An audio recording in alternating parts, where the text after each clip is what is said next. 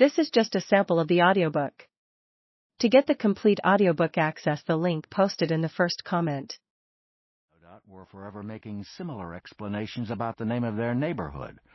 Birchwood didn't have a birch in sight.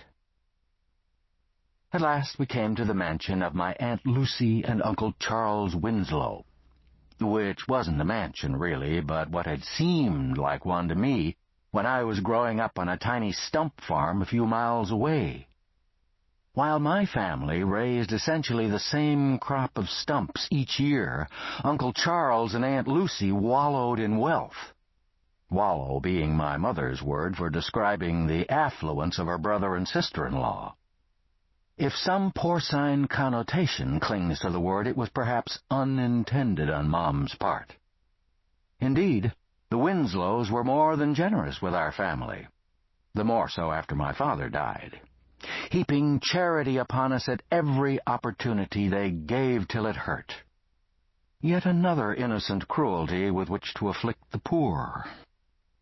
Uncle Charles was an executive, perhaps even the president, for all I know, of a timber company, by far the largest establishment in all of Blight County.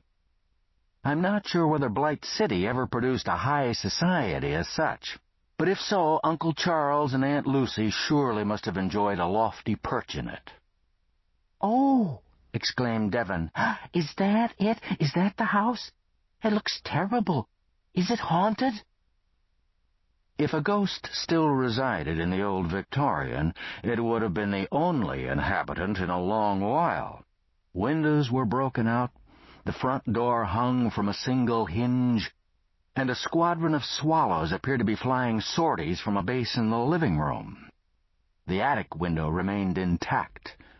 I glanced at it, then quickly away, not wishing to glimpse anything behind its leaded glass. I personally saw only one ghost there, I told Devon. I doubt it's still around. We could go in and see if you like. "No, just tell the story." "Oh, all right.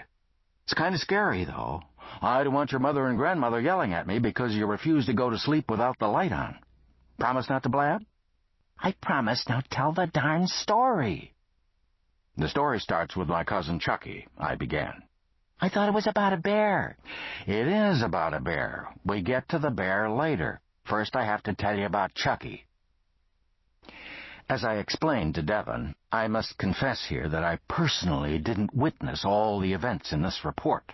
I was on hand for many of them, though, and have scrupulously maintained the highest degree of accuracy in reporting whatever I personally witnessed.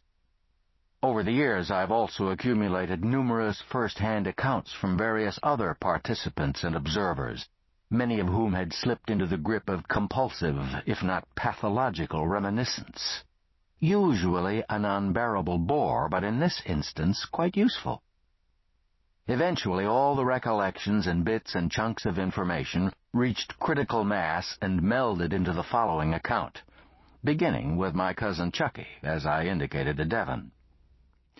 Chucky must have been 8 years older than I, because I'd just finished doing a stretch in 5th grade when Chucky turned 18. Draft age. It was 1942, with World War II still accelerating toward full momentum. I loved that war. Well, I loved it after I became fairly certain we were going to win it. Years later, as I myself approached draft age, I began to see the folly of sending youth such as myself off to foreign lands to risk life and limb. At the time of this memoir, however, I was still enamored of war. Now here's what I thought was so unfair. I loved the war. Chucky hated it. But he's the one who got to go, scooped up by the draft to be blown off to some great adventure in exotic lands. My cousin was a pale, puffy fellow with sparse blonde hair and fat red lips. The kind of pouty lips a girl might love, if they were attached to her face instead of his. It's my opinion that women didn't find Chucky particularly attractive, his mother being an extreme exception. He was not simply the apple of Aunt Lucy's eye, but the whole basket of fruit. The night before he was to leave for basic training, I stopped by his house to cheer him up. He lay sprawled on his bed, staring morosely up at the ceiling. Chucky had about the